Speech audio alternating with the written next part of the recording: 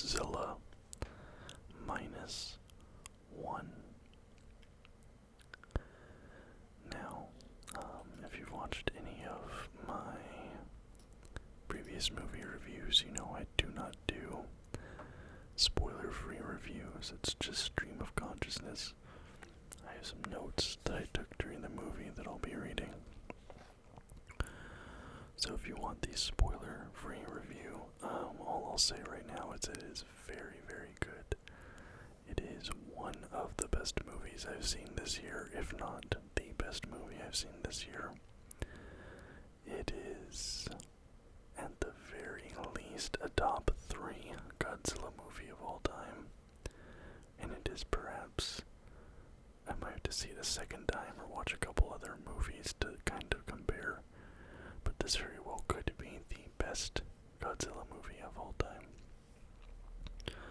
So if you're at all interested in this movie, if you're at all a fan of the previous Godzilla films, or you're just looking for a good movie to watch, I 100% unequivocally recommend Godzilla minus one. Now, from here on out, there will be spoilers sprinkled in throughout. So, if you don't want to see those, go watch the movie, come back after you've seen it. I think this movie is doing a limited run right now in the US, Canada, Australia, other English-speaking markets. It was on limited screens here in Australia. It was only in one theater, and they only had 3 showings a day. So, I'm not even sure if it'll still be in theaters by the time this video goes up on Friday. But if it is, go out and see it ASAP, because I don't know when this movie is leaving theaters. It's a super limited run. The movie is entirely in Japanese. There's English subtitles. And English subtitles are actually really good in this movie. They are not direct translations, which are sometimes tricky for English speakers. They are more so translations of like the point of what is being communicated. So they did a very good job with that. And okay, I'll talk a little bit about it. This movie, this is truly like an auteur feature. This was written and directed by Takashi Yamakaze, and he was also the visual effects supervisor.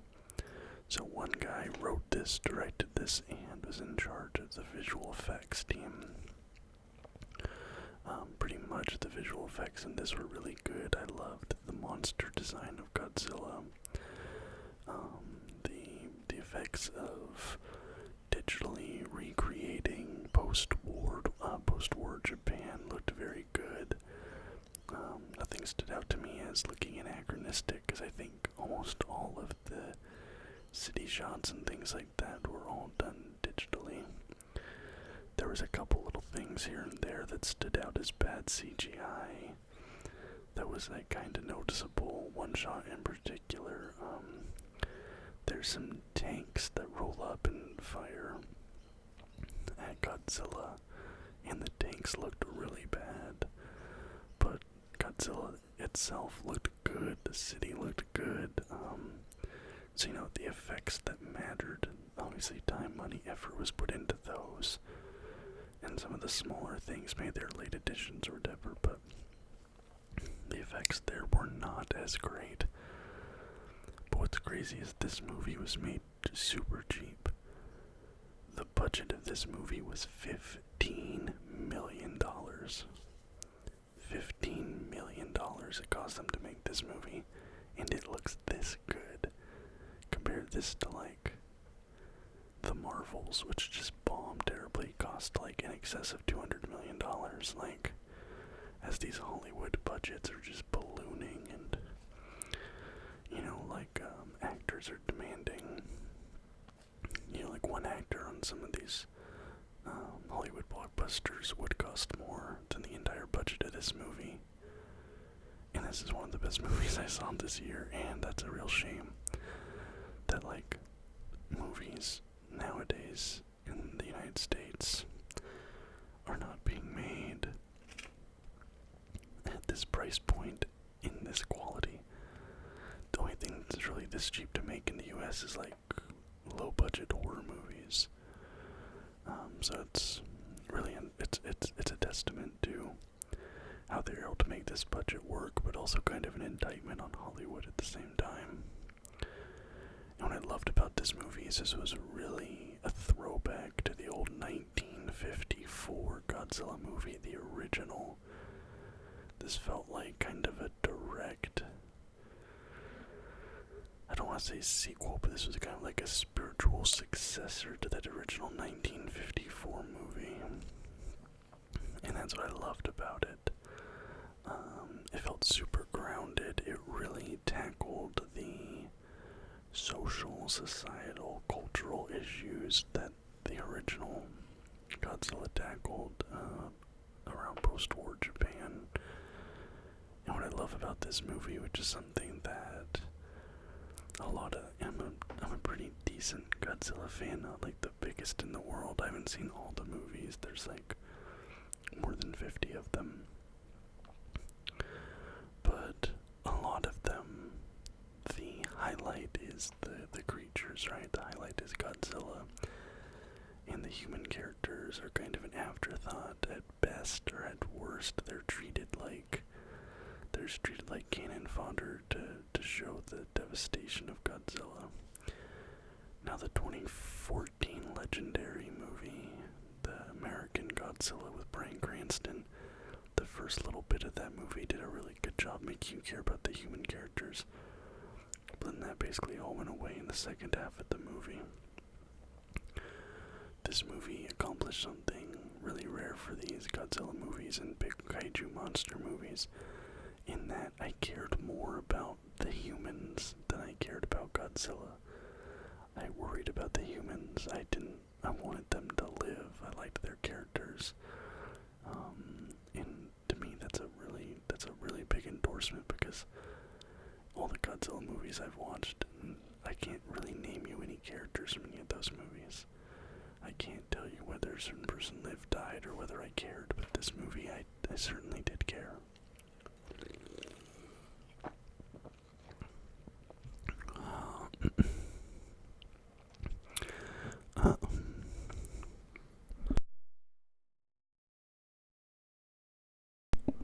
Sorry to clear my throat there.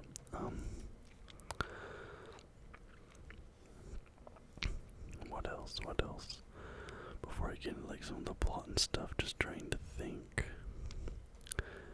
Other things I liked about this movie, like just sort of.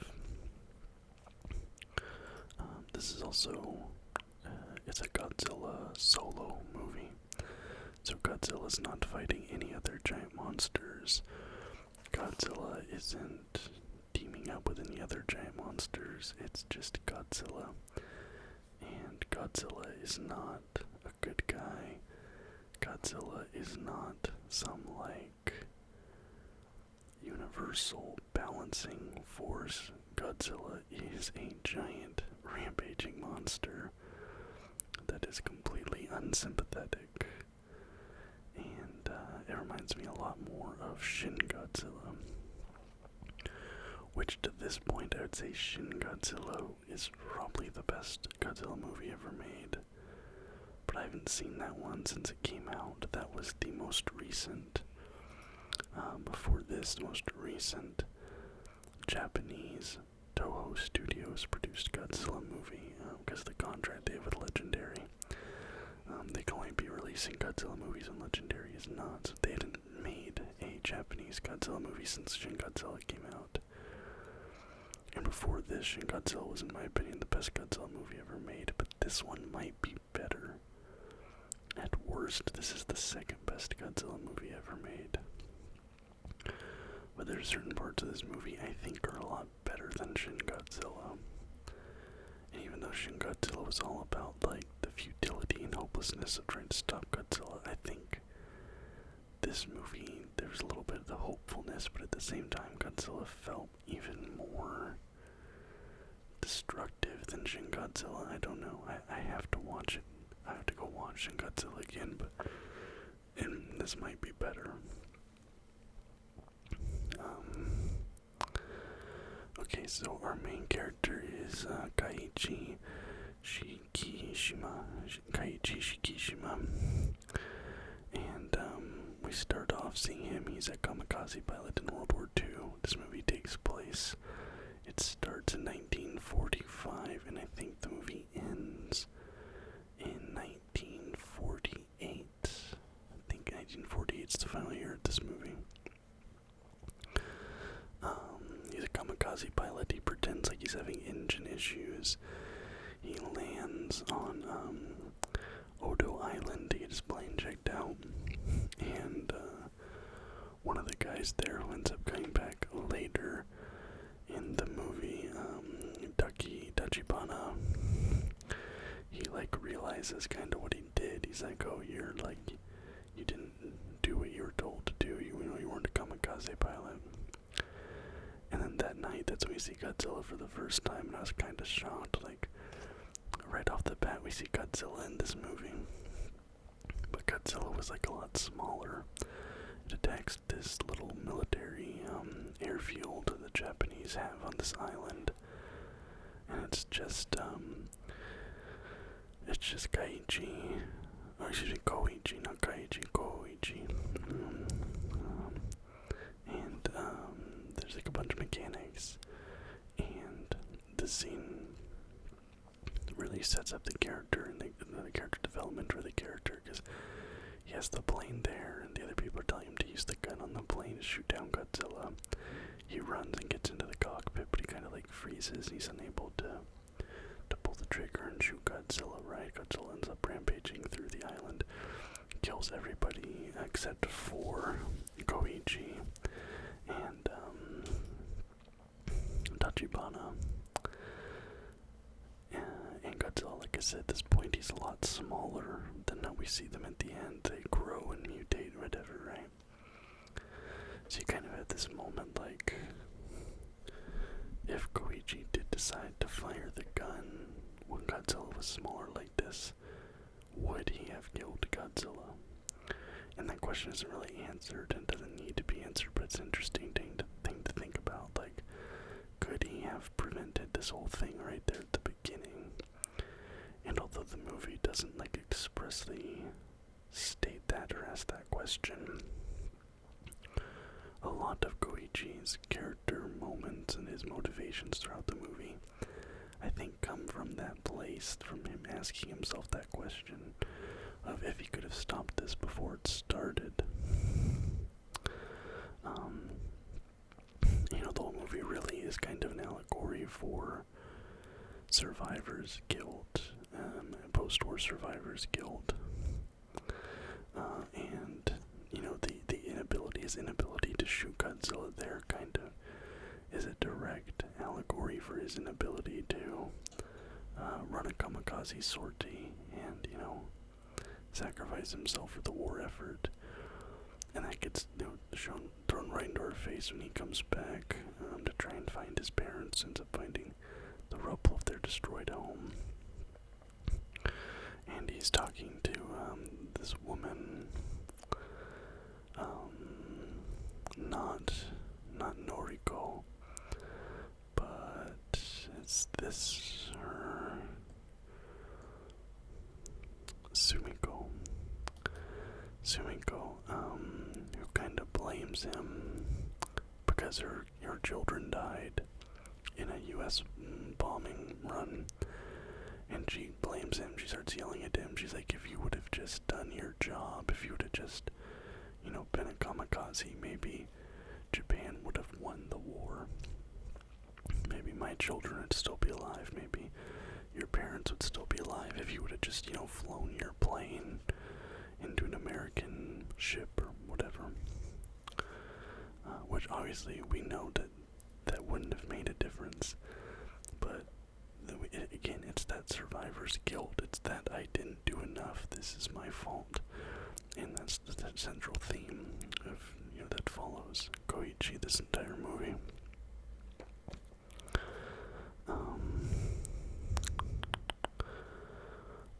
also like that at certain points they make reference to Cold War escalations, because it's kind of like the Batman Arkham meme, right? Where it's like the screenshot of Arkham City, or like, you know, it's like, why doesn't Batman call the Justice League? Is he stupid? Or like from the Spider-Man game, where it's like, why doesn't Spider-Man just call the Avengers? Is he stupid? But they kind of explain in here why the U.S. can't help. They say that they're worried about tensions between the United States and Soviet Union, so they can't be seen doing any military exercises in Southeast Asia. And that kind of goes hand in hand with the entire theme of this series, right? Because, I mean, obviously it kind of got away from this as time went on, but Godzilla originally was an allegory for nuclear war in post-war Japan, right? Because the original Godzilla movie came out in 1954, just, you know, a little bit less than a decade after World War II ended with the bombing of Hiroshima and Nagasaki.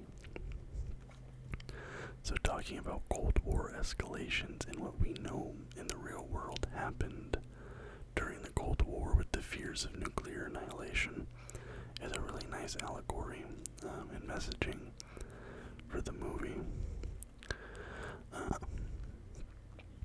One thing I really loved about this movie is the depiction of post-war Japan and the way that people talked about it. Now, I don't know in Japan how World War II is talked about or looked upon. I simply don't know. But what I really loved is they didn't shy away from the anger and the resentment that the former soldiers had. They talked a lot about how the Japanese government let down the soldiers, how the Japanese government exploited and abused the soldiers. They're talking about like half of all the soldiers starved to death. The planes didn't have ejection seats, things like that, right? And they talked multiple times about like, oh, that's what Japan does. They just hide information because they weren't allowed to warn people about Godzilla. And I feel like there was a lot of social commentary here in this movie. And this might be, what do I want to say? This might be a bit of an assumption, or this might be presumptuous of me, but I get the impression that in Japan, the political and social climate is very much don't rock the boat, but the director here does seem to have some pretty scathing political and social commentary, saying like maybe people should rock the boat in Japan a little bit and not just go along with everything the government says, which I thought was very interesting and a kind of a ballsy move on his behalf, especially with how much successful this movie has been in Japan. A lot of people have seen this movie in the country. But yeah, you just see a lot of anger, resentment. Maybe there's a lot of people talking about how the futility of the war, things like that. The Godzilla breath in this movie, the atomic breath, this is the best atomic breath put to film. I wasn't really a fan of the way the atomic breath was done in Shin Godzilla. That was one of the criticisms I have of that movie. I've always kind of preferred the classic beam style breath attack. But this movie does it a little bit differently. The beam goes out, and then at the end of the beam, like a nuclear explosion happens, like a mushroom cloud and everything. And I loved the breath in this movie, and they didn't overdo it. I think you only saw it 3 times. Yeah, because you see it at the Dachau heavy cruiser gets it from underneath the water, and then when Godzilla's attacking Ginza, and then at the end he blows up the ship. So yeah, 3 times you see the atomic breath, and every time it was awesome. I think it is the best atomic breath Godzilla movie. And that first boat scene, in my opinion, that was my favorite. That was the best scene of this movie, was that first boat scene where they're out in the little wooden minesweeper boat. And it's them in like one other boat, and Godzilla's coming in, and Godzilla just eats the other ship, and they're like trying to escape. They're trying to run away from Godzilla. And they're dropping mines. They blow one up, and like part of Godzilla's head's missing. And Godzilla regenerates it, but you can see after it regenerates, it's like kind of messed up. So, you know, they're driving away in a boat, trying to flee, shooting at it. The gun isn't doing anything, and it's a really high tension scene. Like, because you know, in these movies, no humans are safe. Like, the Godzilla movies, they'll kill off the human characters. So I was kind of nervous. You know, and there's really high tension. The way the movie was edited is great, especially during that scene. And then the ship comes in, the Dockow, and like just fires artillery at Godzilla, and it's kind of like this triumphant moment, but they end up being destroyed. But yeah, that first boat scene where you see Godzilla, that was my favorite scene of the film. I think that's the best scene in the entire movie.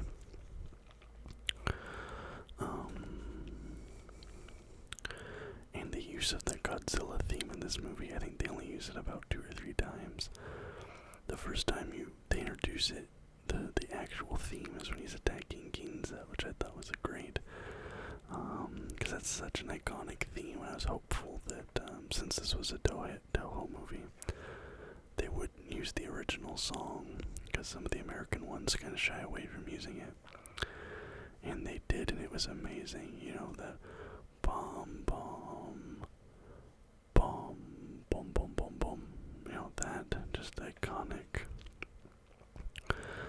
The only real criticism I have of this movie, beyond a couple moments of bad CGI, like I said, is the twists. There's 2 twists at the end, but the only problem I have with them is they were both really telegraphed. So I wasn't actually surprised when they happened, because they were kind of what I was expecting to happen. So at the end of the movie,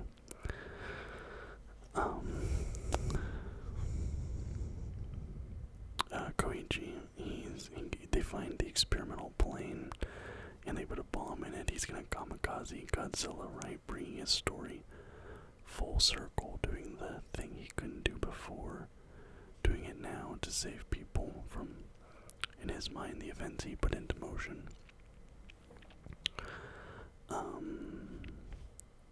So he's gonna kamikaze this plane into Godzilla, but the problem and the twist is that the engineer put a ejector seat into the plane, right?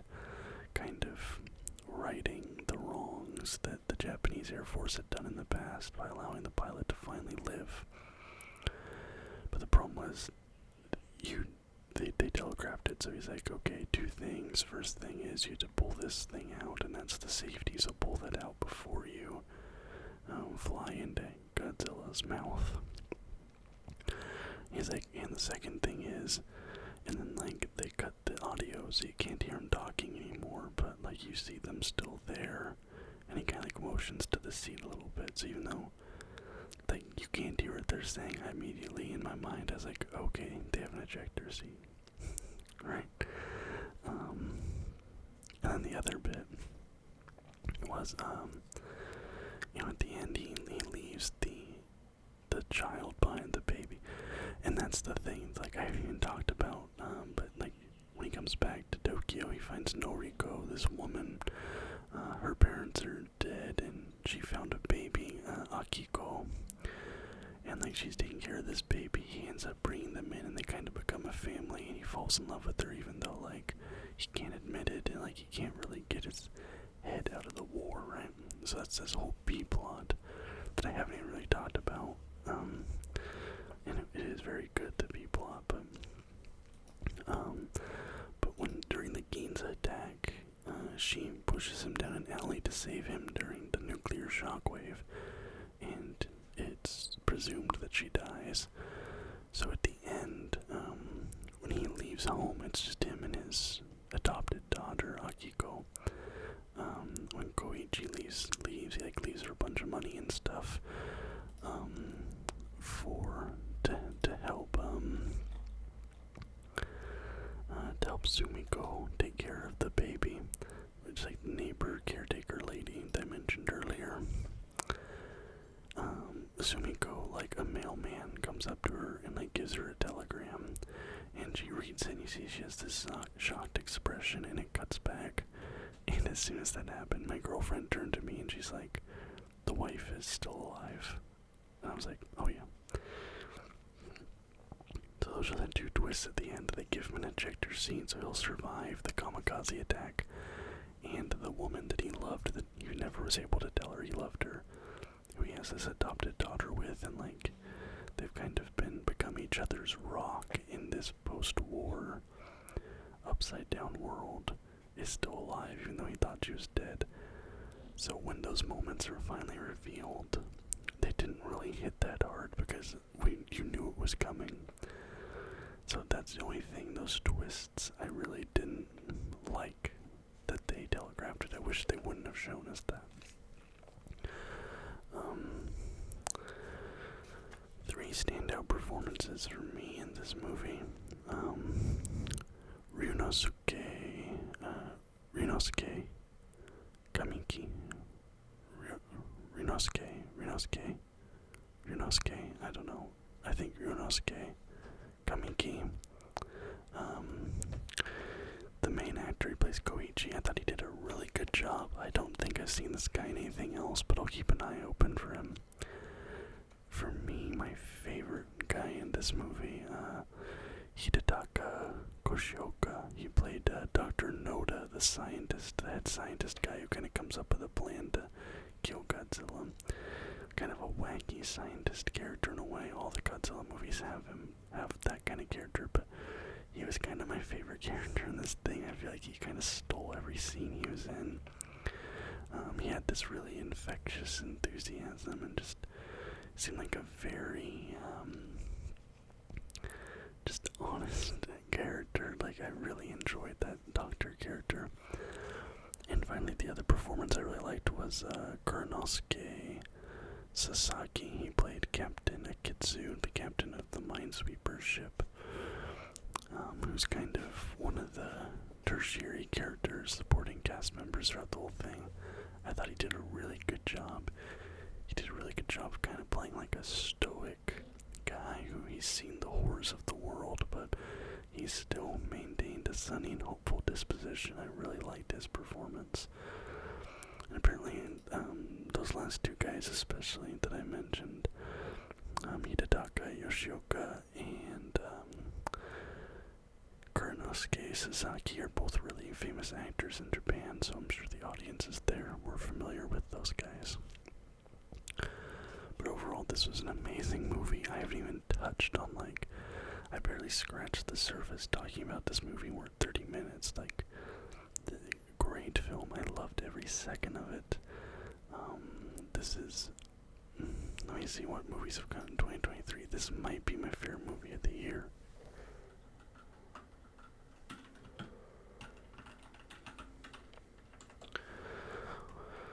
What came out this year? Killers of the Flower Moon, I still haven't seen that, and Oppenheimer, I still haven't seen that. I saw Barbie this year. I really liked Barbie. I liked Haunting in Venice, but I don't think that was like a great movie by any means. I did like it, but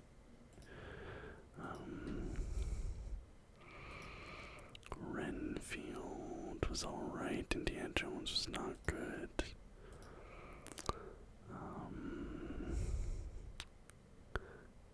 Quantumania was trash. I'm trying to see what came out this year. John Wick Chapter 4, didn't see it. Expendables 4, trash. The Last Voyage of the Demeter, I want to see that, but I don't think it'd be better. The only movie I saw this year that I think might potentially be better than Godzilla Minus One is Barbie. I really liked Barbie. These movies are so dissimilar, it's really hard for me to compare or say which one I liked better than the other, because they're like polar opposite movies thematically, but at the very least, this is like a top 3 movie of the year for me. It might be my favorite movie of the year. Probably my favorite or best Godzilla movie of all time. Like, I absolutely loved this movie. The minute this gets a Blu-ray release, I'm gonna be grabbing it, because I have a few of the other Godzilla movies, physical media, so I will give it a 9 out of 10. 9 out of 10. This movie's an absolute banger. If it's in theaters near you, go see it ASAP before it leaves theaters. It is worth the price of admission. Anyways, if you saw Godzilla -1, let me know in the comments down below what you thought. If you liked this video, please leave a thumbs up and subscribe to the channel for more content just like this almost every single day. And until next time, guys. Bye bye.